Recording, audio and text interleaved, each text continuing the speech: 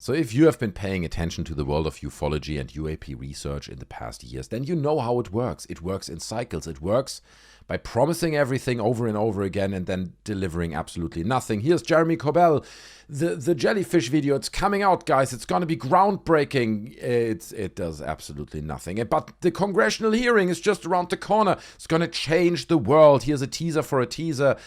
And nothing comes out of it. No, but Ross Coulthard and Jake Barber's egg retrieval video. Guys, this is going to be the big one. Here it is, and it's another big nothing burger. Okay, so it's been a while now. We need a new toy. The world of ufology and UAP research needs a new toy. And this time, it's Skywatchers. Skywatchers Part 2, released, I think, yesterday. Skywatchers Part 1 has been out for a while. These are roughly 30-minute documentaries. You can watch them on YouTube. They're on Twitter and everywhere. I'll link them down in the description. Part 1 and 2 are out. You can watch it for free, obviously. Now, Skywatchers Part 1, I made the mistake of watching both of them. Okay, I deeply regret it because it's an utter waste of time. But if you're into that kind of stuff, go check it out by all means. Skywatchers Part 1 was really all about people claiming things.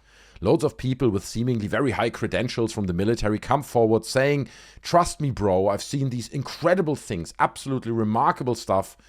I have all these credentials. Just trust me, bro. I have no evidence, but I have loads of stories. Okay, great. Then someone comes forward and says, but how confident are you? How confident are you that those claims you're making are real? And then they say, I'm very, very confident. I'm very confident. And that's it. That's as far as it goes. I mean, in all fairness, they do show us some groundbreaking footage in that first part of Skywatchers as well. We get incredible footage, like this one, for example. Wow. Okay. That's just remarkable. They fly in a straight line. You see them at night, little lights in the sky. Almost like satellites would behave at night, but it can't be satellites, right? Because there's also this guy, and he says, I've seen something absolutely remarkable. I didn't film it, so here's an artist's rendition. This is a sketch that I did. It was like elongated, like a disc or something, right? Absolutely incredible. I saw it. Trust me, bro. I really saw it. Right over base camp, actually, he says. So what kind of a shitty UAP investigation is this? Your main objective is capturing these objects, and you miss it. You somehow don't capture it. And then instead, later on, you actually pay an artist to create an artist's rendition. This is the artist's rendition or the rendering of what he saw. Yeah, this is what I saw, guys. Didn't capture it, and it almost looks real. Looks exactly like the same thing I saw. Remarkable stuff, guys. It was when you would have seen it, it was mind-blowing. Just trust me, bro. Just trust me, bro. I really saw it. But beyond what I just showed you guys, they do present some imagery that they captured. And again, this is just part 1 of Skywatchers. For example, these.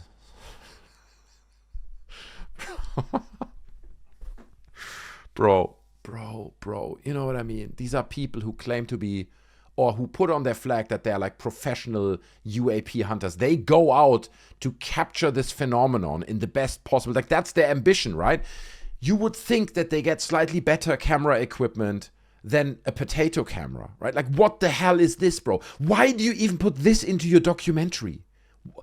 Do you know what I mean? Do you have nothing better than this? That's shocking. That is wild, even for the world of UAP. So that's the first part of Skywatchers, okay, of this documentary. I was watching it and I was like, oh, come on, man. Are we serious about this? Anyway, Skywatchers Part 2 came out. It does feature people like Garry Nolan, right? So does the first part, like briefly at least. Jake Barber is in there as well. And what I noticed immediately as I was watching it, that they keep talking about data. We're all about data. We're all about collecting robust sets of data. Strictly facts and data driven. They mentioned this about 2 million times, especially in the second part of this documentary. And then they go on to say, well, we only have daylight footage, right? And they did show night footage in the first part, but when it comes to the second part, it's only daylight footage. Sounds great, right? Because that is a point that skeptics often put forward. It's like, yeah, great, here's this little dot in the night sky and you got to squint your eyes to see it. And they specifically say, no, only daylight footage. You don't need to squint your eyes to see it. And then they continue to show us loads of pixelated dots in the sky that you need to squint your eyes to see them. Admittedly, it's not at night, but bro, what's this? What is that? This is, dude, we already have an extremely low standard when it comes to UAP footage, and you're showing us that. That is the outcome, the data that you collect in this incredible research program. And then they try really hard to make it look like they apply some kind of scientific method here, right? Garry Nolan keeps saying this over and over again, the scientific method that they've applied. And they do things like they try to classify the sightings that they have into these 9 different groups, right? Put them into the groups, because that's what scientists do. They classify things. So here's the classification, right? The tetra, the tic tac, the blob, the beam, the manta ray, bright star, hornet egg, and jellyfish, right? They're breaking it all down.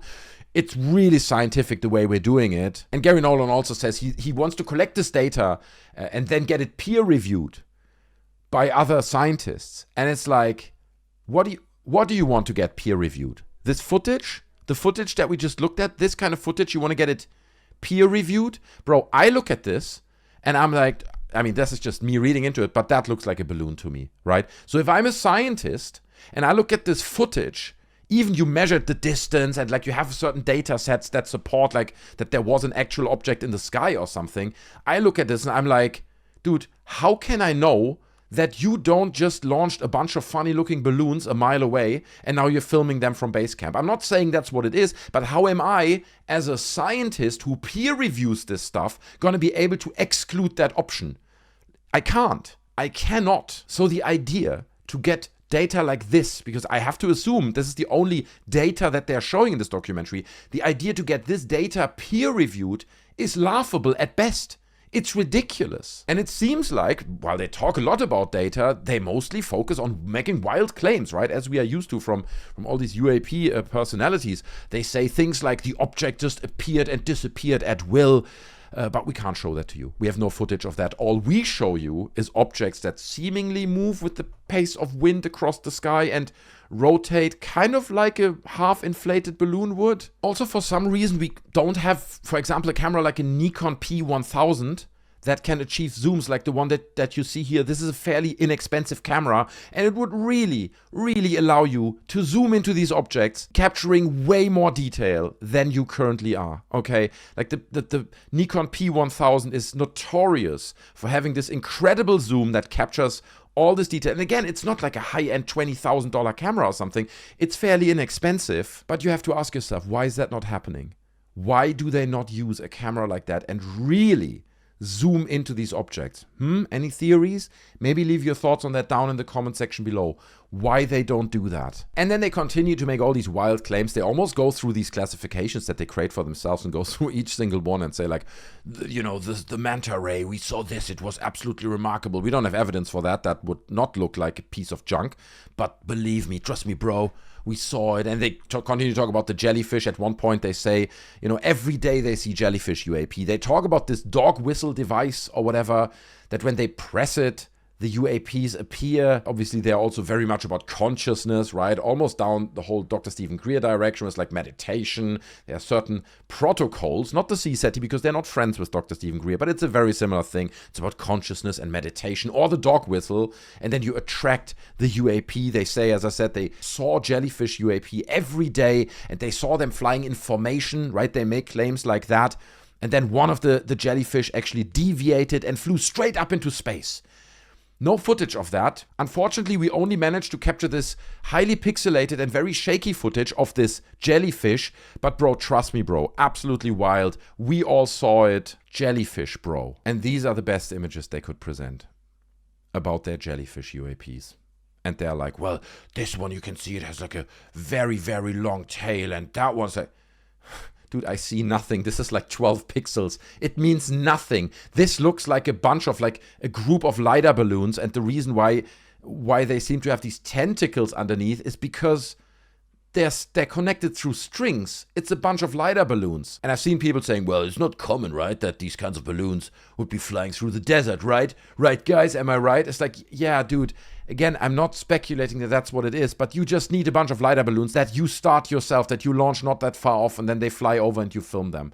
Again, I'm not saying that that's what it is, but that's how easy it would be to create an effect like that. And again, if you see this object, why do you not bring out a Nikon P1000 and zoom in?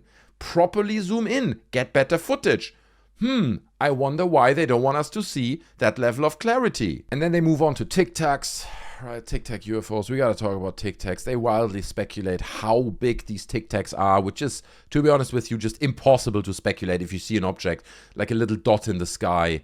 Dude, you have no point of reference how far that is. Maybe they have some tech that allows them to, I don't know, ping a light at it and it bounces back and that allows them to get the distance. I have no idea. But that's already wild speculation to speculate how big it is.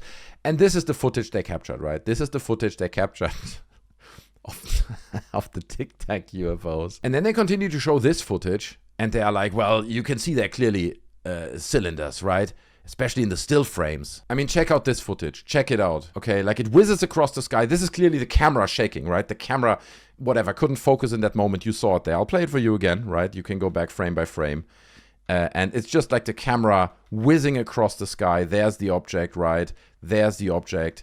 I don't think the object is moving at that speed. It really is just the camera. This is 100% speed. But then they slow it down, right? And they're like, well, look at this object, right? You can clearly see that it's a cylinder.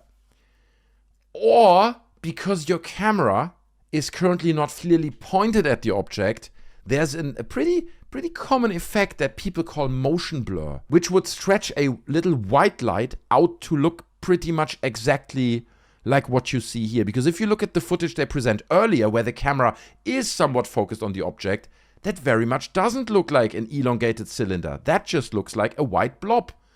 Like, for example, a balloon. It could, I mean, who knows, right? We're all just speculating here. These are UAPs. Who knows what they are? But these guys immediately jump to the conclusion, say, well, look at these freeze frames, right? Look how it's being elongated through motion blur. I mean, it's clearly a cylinder. And it's like, dude, holy moly, man. Like, that scene here where they claim that stretched out motion blurred dot is clearly a Tic Tac UAP. I mean, they lost me long before that, but that really was the cream on top of this whole thing. Unbelievable. And I mean, what is interesting is that we already have, for example, these so-called 5 observables, okay? It's a thing that people like Louis Elizondo and other UAP researchers have put forward. Look, I'm not the biggest fan of many of these people or groups, but there is some value to this, okay? Like, here's, for example, Louis Elizondo's 5 observables from 2018. The first one is instantaneous acceleration, hypersonic velocity, low observability, and so on, right? Then there's a History Channel, Unidentified, have their own list of observables. Also, one being the anti-gravity lift, sudden and instantaneous acceleration. There's the To the Stars Academy, 5 observables, which also, and point 1 includes sudden and instantaneous acceleration. I see none of this. None of these observables in this footage. I mean, maybe they did accelerate at crazy speed, but I can't see it. It's impossible to make out because it could also just be a camera shake. So all I can judge the Skywatcher footage that they're putting forward on is what I see. And what I see is that these objects they are showing seem to have one thing in common. And that is that all of them that they show here seem to roughly move at the pace of the wind, or at least at a constant speed, right?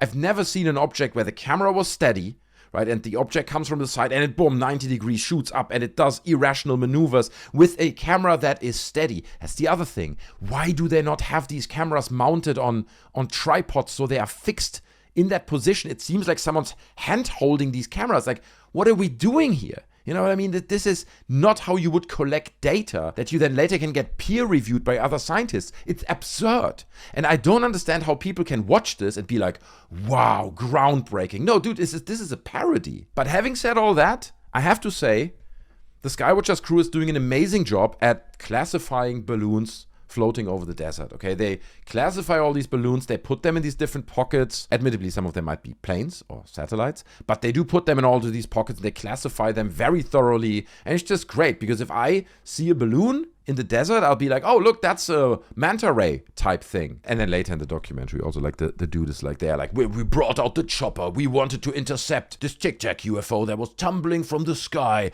but it wouldn't let us. As we were approaching it with our chopper, it was jamming our radar, and the UAP just wouldn't let us close to it. And it's like, dude, what? I mean, you can't say these things if you want to be taken serious and then present no evidence. You know what I mean? You need to show us that there's something to it and that you're not trying to create artificial drama by making claims like that. It's not how it works. I mean, to be honest with you, it is kind of how it works, because there are a lot of people online who are like, wow, you mean it blocked your radar? It's like, yes, it did. Wow. I don't need to see evidence. I believe everything these people say. Dude, this show is the biggest trust me bro nonsense I have ever seen. It is basically the UAP equivalent of a ghost hunting TV show, where nothing substantial ever happens, but everyone is constantly on edge, constantly talks about how they're collecting data, they're collecting evidence, they're classifying objects or appearances, and they're simulating a sense of a scientific approach, right? We're all pretending that we're doing scientific things here because actually we have nothing tangible to go on or to present, but everyone always asks us for evidence. Everyone always wants data. So we will just, instead of actually collecting data, right, like with the Nikon P1000, actual close-up footage of these objects that we are summoning with our consciousness or the dog whistle or whatever. Instead, we're going to just say the word collecting data, scientific research, and peer-reviewed a bunch of times. That should really be enough, right? Because that gets people to believe that that's what we're doing. It's absurd. It's an absurd documentary. It is utterly ridiculous. I regret that I watched it, and honestly, I want my time back. I don't think I'll get it back. But to be honest, that's just my take, okay? I watched it. It left me puzzled how anyone could watch this and believe it. I'm curious to hear your thoughts, okay? Leave your thoughts on this down in the comment section below. And I mean, by all means, don't hesitate to completely contradict me. Maybe you think this is an amazing documentary. Maybe you think all of this is very legit and believable and there's loads of data presented. Maybe I just missed it. Who knows? But leave your thoughts on all this down in the comment section below, please. I would appreciate that. Thanks so much for watching. I can't wait for the next toy that is presented to us in the world of ufology, right? Because now we're going to do the Skywatchers hype and everyone's like, disclosure just around the corner, Skywatchers. Then it will go away. Everyone understands it was a big nothing burger. And then in 2 months from now, we're getting another thing and I can't wait to see what that will be. So stay tuned to the channel, subscribe for more. I hope to see you in another video. Smash like on your way out. You can also join our Discord to continue the conversation there. I'm hanging out there. Many other people are as well. It's a lovely community. So I'd hope to meet you on the Discord. Thanks so much for watching and I'll see you in another one. Take care of yourselves. I'm out. Bye.